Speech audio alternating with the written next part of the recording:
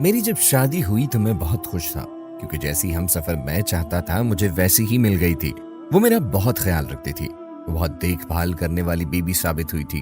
ہم دو بھائی تھے، ایک بھائی اپنی بیوی کے ساتھ اکیلا رہتا تھا جبکہ میں اپنے والدین کے ساتھ زندگی بسر کرنا پسند کرتا تھا، اسی لیے میں اپنے والدین کے ساتھ ہی رہ رہا تھا۔ میرے والد صاحب کو فوت ہوئے 2 سال گزر چکے تھے اور اب میری شادی ہونے کے بعد ہم کل 3 لوگ گھر میں موجود تھے۔ اس طرح اب میرا سارا ہی وقت زیادہ تر اپنی بیوی کے ساتھ گزرنے لگا تھا۔ میں آفس چلا جاتا تو مجھے اس کی یاد ستانے لگتی اور میں اسے کال کرنے لگ جاتا۔ مجھے اب میری زندگی بہت حسین لگنے لگی تھی کیونکہ میں اپنی بیوی کے ساتھ بہت خوشگوار زندگی گزار رہا تھا۔ ماں کے پاس بیٹھنے کا مجھے وقت ہی نہیں ملتا تھا کیونکہ جب میں صبح سویرے آفس کے لیے نکلتا تو ماں اپنے کمرے میں بیٹھی تلاوت کر رہی ہوتی تھی، اور جب میں رات کو گھر واپس آتا تو بیوی دروازے پر کھڑی مسکرا کر ملتی۔ اس کی خوبصورت شکل دیکھ کر میں ہمیشہ ہی سب کچھ بھول جاتا تھا اور اسی طرح میں اپنی ماں کو صرف سلام دعا کرتے ساتھ ہی اپنے کمرے میں چلا جاتا۔ میری صبح و شام خوبصورت اور حسین گزر رہی تھی۔ میں ہمیشہ ہی اپنی بیوی کے ارد گرد رہتا تھا اور ماں کو بالکل ہی نظر انداز کر چکا تھا۔ میں زیادہ تر وقت اپنی بیوی کو دیتا اور ماں کو بالکل بھی وقت نہیں دے پاتا تھا۔ ماں نے ایک دن مجھے اپنے پاس بلایا اور کہا، پیارے بیٹے کبھی اپنی ماں کا حال تو پوچھ لیا کرو، تو جب بھی آتا ہے اپنے کمرے میں چلا جاتا ہے، ایسے میرے دل کو دکھ ہوتا ہے کہ میری اولاد مجھے پوچھ تک نہیں رہی۔ میں نے مسکرا کر امی کو جواب دیا تھا کہ امی میں تھک جاتا ہوں، سارا دن کام کرتا ہوں اور تھک ہار کر جب واپس آتا ہوں تو دل چاہتا ہے کہ کمرے میں جا کر بستر پر لیٹ جاؤں۔ امی نے میرے سر پر پیار دیا اور کہا کہ ٹھیک ہے تم تھک گئے ہو، جاؤ اپنے کمرے میں جا کر کچھ آرام کر لو۔ میں تو ویسے ہی کہہ رہی تھی۔ میں چلا گیا لیکن مجھے لگا کہ شاید امی مجھے ڈاکٹر کے پاس لے جانے کا کہنا چاہتی ہیں کیونکہ اس دن ان کے گھٹنے میں بہت درد تھا۔ امی کبھی بھی تنگ کرنے والی ماؤں میں سے نہیں تھی، اس لیے جب میں نے یہ کہا کہ میں بہت تھک گیا ہوں تو انہوں نے مجھے بجائے خود کو ڈاکٹر کے پاس لے جانے کے اپنے کمرے میں جانے کا کہہ دیا تاکہ میں آرام کر سکوں۔ ابھی میں کمرے میں داخل ہوا ہی تھا کہ میری بیوی نے مجھے کہا کہ مجھے بھوک لگی ہے اور مجھے کچھ کھانے کے لیے لا دو، تو میں سوچ میں پڑ گیا کہ ابھی تو میں اپنی ماں سے کہہ کر آیا ہوں کہ میں تھکا ہوا ہوں، تو بھلا پھر میں باہر کیسے جا سکتا ہوں۔ میں نے گھڑی پر نظر دوڑائی تو دیکھا کہ رات کے 11 بج چکے تھے۔ میں نے اپنی بیوی سے کہا کہ اب بہت وقت ہو چکا ہے، میرا خیال ہے مجھے باہر نہیں جانا چاہیے، اور ویسے بھی اب میں کافی تھک چکا ہوں۔ میری بات سنتے ہی وہ بڑے پیار سے بولی کہ کوئی بات نہیں، اگر آپ تھک گئے ہیں تو کیا میری خاطر باہر نہیں جا سکتے؟ نہ چاہتے ہوئے بھی مجھے باہر جانا پڑا تھا۔ میں نے اٹھ کر کمرے کا دروازہ کھول کر دیکھا تو سامنے ہی صحن میں ماں بیٹھی تھی اور لگتا تھا جیسے اس کے گھٹنے میں بہت درد ہو رہی ہے۔ میں نے جلدی سے باہر نکلنا چاہا تو ماں نے مجھے آواز دی کہ اس وقت کہاں جا رہے ہو؟ میں نے ماں کو جھوٹ موٹ کہہ دیا کہ سعدیہ کے سر میں شدید درد ہو رہا ہے، اس لیے میں اس کی دوائی لینے جا رہا ہوں۔ اس کے سر میں درد ہو رہا ہے تو اس کو ڈاکٹر کے پاس کیوں نہیں لے کر جا رہے؟ امی نے یہ کہا تو مجھے دوبارہ جھوٹ بولنا پڑا کہ نہیں، میں دوائی لگا دوں گا، اس کے سر کا درد ٹھیک ہو جائے گا۔ میرا خیال ہے کہ ڈاکٹر کے پاس جانے کی ضرورت نہیں۔ اس پر امی نے کہا اچھا اگر تم بازار جا رہے ہو تو میرے لیے بھی دوائی لے آنا، کیونکہ میرے گھٹنے میں شدید درد ہو رہا ہے، میں صبح سے تکلیف میں ہوں۔ میں نے کہا اچھا میں آپ کی دوائی بھی لے آؤں گا، اور میں نے جلدی سے موٹر سائیکل سٹارٹ کی اور دکان کی طرف چل پڑا۔ جب وہاں پہنچا تو دیکھا کہ بہت زیادہ رش تھا۔ مجھے میرا پرانا دوست مل گیا اور میں اس سے گپ شپ میں مصروف ہو گیا۔ اتنی دیر میں میرا کھانا بھی تیار ہو گیا تھا اور میں وہاں سے وہ لے کر گھر کی طرف چل پڑا۔ گھر پہنچا تو دیکھا کہ ماں آہستہ آہستہ دروازے کی طرف چل کے دروازہ کھولنے آ رہی تھی کیونکہ اس کے پاؤں میں درد تھا اور وہ لنگڑا لنگڑا کر چل رہی تھی۔ یہ دیکھ کر مجھے تکلیف ہوئی اور یاد آیا کہ میں تو ماں کی دوائی ہی لانا بھول گیا ہوں۔ جیسے ہی میں نے بائک روکی تو ماں نے پوچھا کیا بیٹا تم میری دوائی لے کر آئے ہو؟ تو میں نے بڑے اداس سے لہجے میں کہا کہ میں بھول گیا ہوں، لیکن کوئی بات نہیں، میں ابھی جا کر لاتا ہوں۔ اس پر امی بولیں کہ نہیں بیٹا، تمہاری طبیعت پہلے ہی ٹھیک نہیں ہے، ایسا کرو تم آرام کرو۔ میں نے امی کو سٹارٹ کیا اور بائک سٹارٹ کرنے لگا کہ نہیں میں جا کر لے کے آتا ہوں، لیکن امی نے میرا ہاتھ پکڑ کر کہا کہ نہیں بیٹا، اب تم کہاں دوبارہ جاؤ گے، پہلے ہی تھکے ہوئے ہو، ایسا کرو تم اپنے کمرے میں جاؤ اور آرام کرو۔ مجھے دل ہی دل میں شرمندگی ہو رہی تھی کہ میں اپنی بیوی کی بات مان کر باہر تو چلا گیا اور ماں کا خیال نہیں کیا، اور اس کے ساتھ ساتھ ہی میرا دل برا ہو رہا تھا کہ میری ماں اتنی درد میں ہے لیکن اس کے باوجود بھی یہ کہہ رہی ہے کہ نہیں تم اپنے کمرے میں جا کر آرام کرو۔ ان کے لیے میں سوچ میں پڑ گیا کہ ماں بھی کیا رشتہ ہے، اولاد ہزار تکلیف دے پھر بھی اس کے ماتھے پر شکر نہیں آتی اور وہ ہمیشہ اپنی اولاد کی خوشی چاہتی ہے، کیونکہ وہ اپنی اولاد کو ہر تکلیف سے آزاد دیکھنا چاہتی ہے۔ وہ خود چاہے کتنی بھی تکلیف اور درد میں ہو، وہ اپنی اولاد کو ہمیشہ سکون دینا جانتی ہے، اور یہی میری ماں کر رہی تھی۔ مجھے تکلیف تو ہو رہی تھی، لیکن نہ چاہتے ہوئے بھی میں اپنے کمرے میں چلا گیا اور بیوی کو لے جا کر کھانا کھانے کو دیا اور موبائل پر گیم کھیلنے میں مصروف ہو گیا۔ شادی کے بعد تو میں نے ماں کو کبھی کوئی سکون دیا ہی نہیں تھا۔ وہ ہمیشہ مجھے سکون دینا چاہتی تھی، لیکن وہ اپنی بیوی کے ساتھ میں اپنی زندگی میں مگن ہو گیا، اور میں نے یہ سوچنا ہی چھوڑ دیا کہ میری ماں کس حال میں ہے، زندہ ہے یا نہیں، جبکہ میں اچھی طرح جانتا تھا کہ میرا بھائی جو پہلے ہی اپنی بیوی کو لے کر کسی دوسرے گھر میں شفٹ ہو چکا ہے، وہ ماں کا بالکل بھی خیال نہیں رکھتا، اور میرے باپ کا سایہ بھی میری ماں کے اوپر نہیں ہے۔ اس حالت میں مجھے اور بھائی کو چاہیے کہ ماں کا خیال رکھے، لیکن ہم دونوں ہی ایسا نہ کر پائے اور اپنی زندگی میں مصروف ہو گئے۔ میں بھی اپنے بھائی کی طرح اپنی ہی زندگی میں مگن ہو گیا تھا۔ جیسے وہ اپنے بیوی بچوں میں خوش تھا، میں بھی اپنی زندگی الگ سے گزار کر بہت خوش تھا، اور ماں میرے گھر میں ہوتے ہوئے بھی میرے ساتھ نہیں ہوتی تھی۔ وہ ایک دن کہنے لگی کہ تمہارے بھائی کی طبیعت کیسی ہے؟ پتہ نہیں وہ کن مصیبتوں سے گزر رہا ہے، وہ ان کا سامنا کر رہا ہے، کیونکہ میں نے کچھ دن پہلے اسے بازار میں دیکھا تو اس کے کپڑے بڑے خستہ حال میں تھے۔ مجھے یہ دیکھ کر رنج ہوا ہے، تو اپنے بھائی کا پتہ تو کر کہ وہ کس مصیبت میں پڑا ہے۔ یہ کہتے ہوئے ماں کی آنکھوں میں آنسو آ گئے تھے، اور وہ کہہ رہی تھی کہ میرا بیٹا تکلیف میں ہے تو میں کس طرح سے زندگی بسر کر سکتی ہوں۔ آج کل ماں کے درد ہوتا تھا اور خود بہت تکلیف میں تھی، لیکن اپنی تکلیف سے زیادہ اسے اپنی اولاد کی تکلیف محسوس ہوتی ہے۔ ماں کی بات سن کر نہ جانے کیوں مجھے غصہ آ گیا، اور میں نے ماں سے کہا کہ آپ کو اس کی تو بہت فکر رہتی ہے اور میری کوئی فکر نہیں۔ وہ کسی مصیبت میں نہیں ہے، وہ بہت خوش ہے، مشکل حالات سے نہیں گزر رہا، بلکہ اس نے اپنے سالے کو ایک عدد بائک خرید کر دی ہے، تو پھر بھلا اس کے حالات کیسے خراب ہو سکتے ہیں؟ ماں میرا لہجہ دیکھ کر پریشان سی ہو کر چپ کر گئی، لیکن میں اس کے چہرے پر افسردگی صاف دیکھ رہا تھا۔ پھر دن گزرتے چلے گئے اور میں اپنی زندگی میں اور بھی مصروف ہو گیا، اور ماں اکیلی ہوتی چلی گئی۔ میں اس کا خیال رکھنا چاہتا تھا، لیکن اس کے باوجود میری بیوی کو یہ اچھا نہیں لگتا تھا کہ میں زیادہ ماں کا خیال رکھوں۔ پھر ایک دن کمپنی کی طرف سے مجھے یہ خوشخبری ملی کہ میری ترقی کر دی گئی ہے اور مجھے دوسرے شہر میں بھیجا جا رہا ہے، جہاں پر مجھے ایک نیا گھر ملے گا۔ میں یہ سن کر بہت خوش ہوا تھا کہ جب میں نے اپنی ترقی کی بات اپنی بیوی کو بتائی تو وہ خوشی سے جھومنے لگی۔ وہ مجھے کہہ رہی تھی، کیا تم سچ کہہ رہے ہو کہ ہم یہاں سے جا رہے ہیں اور بڑے گھر میں رہیں گے؟ تو مجھے بھی اس کی خوشی دیکھ کر بہت اچھا لگا، اور میں نے کہا کہ ہاں، ہم سچ مچ یہاں سے جا رہے ہیں۔ وہ بھی بہت خوش ہو رہی تھی اور میں بھی بہت خوش تھا۔ ابھی ہم یہ باتیں کر ہی رہے تھے کہ شور سن کر میری ماں بھی کمرے میں آ گئی اور مجھ سے پوچھنے لگی کہ یہ شور کس کا ہے؟ تم لوگ کس بات پر اتنے خوش ہو رہے ہو؟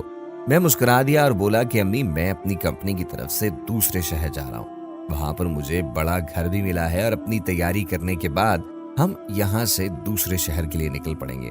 میری ترقی اور بڑے گھر کی بات سن کر میری امی بھی بہت خوش ہوئی تھی اور انہوں نے مجھے مبارکباد دی۔ ان کے چہرے پر خوشی صاف دیکھی جا سکتی تھی۔ وہ میری بیوی کو کہنے لگیں کہ چلو، یہ تو بہت اچھی بات ہے، تم دونوں کو بہت مبارک ہو۔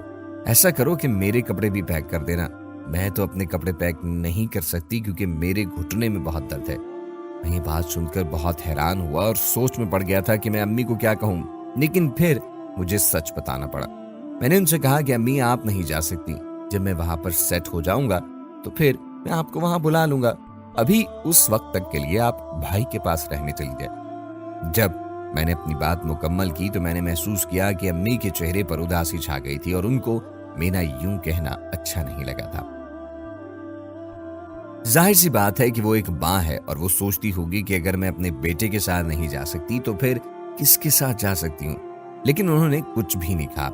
شاید ماں کا رشتہ ہی ایسا ہوتا ہے کہ وہ بچوں کی خاطر اپنے چہرے کی اداسی کو چھپا سکتی ہے، اور امی نے بھی یہی کیا تھا۔ انہیں میری بات تو اچھی نہیں لگی، لیکن انہوں نے اپنے چہرے کی اداسی کو چھپا لیا تھا اور بڑے پیار سے مجھے کہا کہ کوئی بات نہیں بیٹا، تم مجھے اپنے بھائی کے گھر چھوڑ دینا۔ میں بھی ایک بیٹا تھا اور میں اپنی ماں کا درد محسوس کر سکتا تھا، لیکن اپنی بیوی کی محبت کے آگے شاید میں نے اپنی ماں کی اداسی کو نظر انداز کر دیا تھا۔ جب سے میری شادی ہوئی تھی میں نے ایک بات محسوس کی تھی کہ والدین کے لیے اولاد کی محبت کبھی کم نہیں ہوتی اور اولاد کے دل میں بھی والدین کی محبت کم نہیں ہوتی، مگر جب وہ دو کشتیوں میں سوار ہو جاتا ہے تو پھر مشکلات آتی ہیں، اور کچھ بیٹے तवाज़ुन कायम रखना नहीं जानते और बीवी की तरफ झुकाव कर लेते हैं। मैंने अम्मी से कहा कि ठीक है, आप शाम को अपना बैग तैयार रखिएगा, मैं आपको भाई के घर छोड़ दूंगा। तो अम्मी कहने लगी कि हाँ बेटा ठीक है, मैं तैयार हूँ। इसलिए मैं चुपचाप उठा और उन्हें लेकर भाई के घर की तरफ निकल पड़ा। जब हम भाई के घर पहुंचे तो वो लोग खाना खा रहे थे। वो हमें देखकर थोड़ा सा मुस्कुराया और कहा कि आओ खाना खा लो। मैंने भाई का शुक्रिया अदा किया और फिर सारी कहानी भाई को बताई कि मैं अपनी बीवी को लेकर दूसरे शहर जा रहा हूँ और अब से अम्मी आपके पास रहेंगी। पहले तो भाई चुप रहा और फिर थोड़ी देर बाद तंजिया मुस्कुराकर बोला, क्यों भाई, क्या अब तुम थक गए हो? मैंने बड़े प्यार से कहा कि नहीं भाई, मैं थका नहीं हूँ। दरअसल मुझे अपनी नौकरी के सिलसिले में शहर से बाहर जाना पड़ गया है, इसलिए मैं अम्मी को साथ लेकर नहीं जा सकता, क्योंकि कंपनी वाले इस बात की इजाजत नहीं देते। तब तक अम्मी आपके पास रहेंगी। मैं जब सेट हो जाऊंगा तो फिर अम्मी को अपने पास बुला लूंगा, आप बेफिक्र रहें। भाई गुस्से में आ गया और कहने लगा कि मुझ पर बोझ डालना चाहते हो। मैं तो बहुत गुर्बत की जिंदगी गुजार रहा हूँ और अपने हालात से बहुत तंग हूँ, इसलिए तुम अम्मी को अपने साथ ले जाओ, मैं अपने पास नहीं रख सकता। इतनी बात कहने के बाद भाई की बीवी भी बहुत गुस्से से बोली, क्यों भाई, अब तुम्हारी बीवी तुम्हारी माँ को संभाल नहीं सकती क्या? भाभी की बात सुनकर मुझे शदीद गुस्सा आया था, लेकिन मैंने सब्र किया और कहा कि आप खर्चे की फिक्र ना करें, वो मैं हर महीने आपको भेज दिया करूंगा, लेकिन मैं अम्मी को साथ नहीं लेकर जा सकता। मेरी बात को समझने की कोशिश करें। मेरी ये बात सुनकर भाई को शदीद गुस्सा आ गया था और वो कहने लगा कि जब तुम लोगों को मतलब नहीं था मेरे साथ, तो मुझे निकाल कर बाहर फेंक दिया और घर अपने नाम करवा लिया, और जब तुम्हें मुझसे मदद चाहिए तो मेरे पास आ गए हो। इतनी देर में अम्मी मुस्कुराने लगी और कहने लगी कि लड़ाई क्यों कर रहे हो? मुझे अपने पास रखने से अगर तुम दोनों में नाचाकी पैदा होती है तो ऐसा करो कि मुझे ओल्ड होम दाखिल करवा दो। मेरी बाकी उम्र कितनी रह गई है, मैं वहां हंसी खुशी गुजारा कर लूंगी, लेकिन तुम दोनों मेरी वजह से आपस में लड़ाई करो, ये मैं नहीं देख सकती। वो ये बात कहकर बेहोश हो गई। हमने जल्दी से उन्हें गाड़ी में बिठाया और अस्पताल ले गए। डॉक्टर ने कहा कि क्या कोई टेंशन है घर में, क्योंकि इनका ब्लड प्रेशर बहुत हाई है, जिसकी वजह से इन्हें हार्ट अटैक हुआ है। मैं अपनी ही नजर में शर्मिंदा हो चुका था और मैं डॉक्टर से नजर चुराकर बोला कि नहीं, ऐसी कोई बात नहीं। घर में छोटी मोटी बात हुई थी, मगर उन्होंने दिल पर ले ली और बेहोश होकर गिर पड़ी थी। 2 दिन बाद अम्मी को फालिज का अटैक भी आ गया था। शायद वो औलाद का सदमा बर्दाश्त नहीं कर पा रही थी। हमारी ऐसी बातें और हमारा ऐसा सलूक हमारी माँ को अंदर ही अंदर खा रहा था और हम सब इन बातों से बेखबर अपनी जिंदगी जी रहे थे। हम शायद भूल गए थे कि वालिदैन औलाद के लिए क्या क्या जत्न करते हैं, किस तरह ख्याल करते हैं और किन मुसीबतों के साथ वो हमारी परवरिश करते हैं। मेरा भाई भी उनकी हालत देखकर बहुत रो रहा था। डॉक्टर्स ने कहा था कि कुछ दिनों के बाद आप अपनी माँ को घर ले जा सकते हैं, उनकी खिदमत करें। आप लोगों की खिदमत करने से ही उनकी तबीयत ठीक हो सकती है। कुछ दिन बाद हम अम्मी को घर वापस ले आए, लेकिन अम्मी की खामोशी देखकर हमें अजियत होती थी, क्योंकि वो कुछ भी नहीं बोलती थी। वो बिस्तर पर लगी हुई थी, ना दवा खाती थी और ना ही किसी से कोई बात करती थी। मैं और मेरा भाई दोनों ही बहुत परेशान थे। एक दिन हम भी वहीं ऐसी बातें कर रहे थे कि मेरे एक दोस्त ने बताया कि एक जगह पर एक बाबा बैठता है, शायद वो तुम लोगों की मदद कर सके और तुम्हारी माँ वहां से ठीक हो जाए। मैं जब बाबा मुर्शिद के पास पहुंचा तो उनकी सफेद दाढ़ी थी। मेरी तरफ देखकर बोले, आ बेटा मेरे पास बैठ जा, तुम्हें क्या परेशानी है? मैं पहले कुछ देर खामोश रहा और सोचता रहा कि आखिर मैं क्या बताऊं कि हमने अपनी माँ के साथ क्या सलूक किया और आज वो किस हालत में है। फिर मैंने खुद को थोड़ा सा संभाला और बाबा को बताया कि मेरी माँ बहुत बीमार है, हम उसका बहुत इलाज करवा चुके हैं, लेकिन वो कुछ बोलती ही नहीं, ना ही दवाई खाती है, बस गुमसुम बिस्तर पर लेटी रहती है और हमारे चेहरे देखती रहती है। बाबा मुर्शिद ने जब मेरी बातें सुनी तो वो मुस्कुरा दिया और कहने लगा कि ये तो कोई बड़ी बात नहीं, मेरे सवाल का जवाब दो कि तुम्हारी माँ की देखभाल कौन करता है।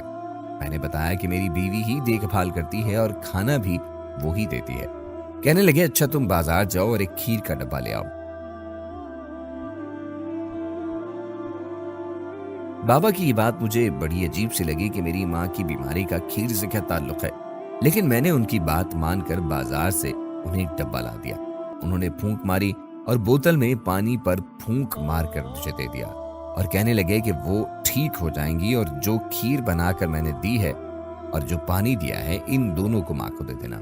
जब मैंने पानी का गिलास पकड़कर माँ के मुंह से लगाया तो वो उन्होंने पी लिया और जो खीर बनाकर दी थी वो भी खा ली। मुझे थोड़ी सी खुशी महसूस हुई कि चलो आज अम्मी ने खाना भी खाया है और पानी भी पिया है और उनके हाथ हरकत करने लगे थे। हम सब ये देखकर बहुत खुश थे और मैं खुशी के मारे रो पड़ा था। फिर मैं एक खीर का डब्बा लेकर बाबा मुर्शिद के पास पहुंचा और कहा कि अब मेरी माँ खाने पीने लगी है और अच्छी भी हो गई है। बाबा जी मेरे चेहरे को देखकर ही समझ गए थे कि मेरी माँ अब ठीक हो रही है। मैंने खीर बाबा जी के हवाले की और कहा कि इस पर भी दम कर दें ताकि मेरी माँ और बेहतर हो जाए। बाबा ने मेरे सर पे हाथ रखा और बोले कि बेटा सच पूछो तो मैंने ना ही पानी पर कोई दम किया था और ना ही खीर पर कोई फूंक मारी थी, बल्कि जब तुमने मुझे बताया कि तुम्हारी माँ को किसी दवाई की जरूरत नहीं बल्कि वो अपने बेटों से मोहब्बत चाहती है। जब किसी माँ का बेटा मुस्कुरा कर अपनी माँ से पूछता है कि माँ आप कैसे हैं तो माँ जी उठती है और वो बीमार होते हुए भी तंदुरुस्त हो जाती है, क्योंकि उसे अपनी औलाद की तवज्जो चाहिए होती है। और शादी के बाद बेटे अपनी सारी तवज्जो अपने माँ बाप से हटा देते हैं। काश तुम पहले ही अपनी माँ को अपने हाथ से दवा और खाना खिलाते तो तुम्हारी माँ कभी बीमार न पड़ती।